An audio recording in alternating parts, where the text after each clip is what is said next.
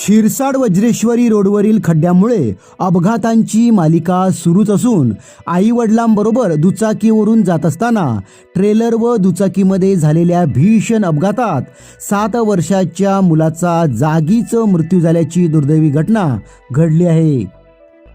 या घटनेबाबत मिळालेल्या माहितीनुसार आपल्या आई वडिलांसह दुचाकीवरून वज्रेश्वरी देवीच्या दर्शनासाठी जात असताना पारोळ तुंगारेश्वर फाटा येथे दुचाकी आली असताना खड्ड्यात पडून दुचाकी घसरली। यावेळी हर्ष समीर थोरी वय 7 वर्ष हा मुलगा खाली पडला। यावेळी त्याच दिशेने जाणाऱ्या ट्रेलरचा पाठीमागील टायर त्याच्या अंगावरून गेल्याने मुलाचा जागीच मृत्यू झाला आहे।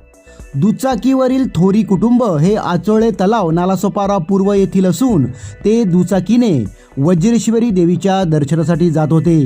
ही घटना शनिवारी संध्याकाळी 6च्या सुमारास घडली आहे।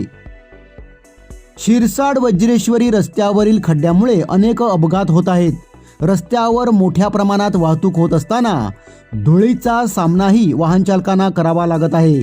धूळ उडू नये म्हणून रस्त्यावर पाणी मारलं जात आहे।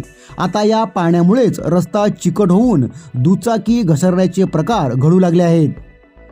अनेक वर्ष दुरावस्थेत असलेल्या या रस्त्याच्या काँक्रिटीकरणाचे काम कधी सुरू होणार असा सवाल येथील प्रवासी व नागरिक करीत आहेत।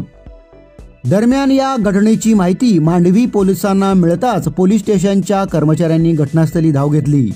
अपघाताचा पंचनामा करीत अपघातग्रस्त ट्रेलर वाहन व ट्रेलरच्या चालकाला ताब्यात घेतला आहे।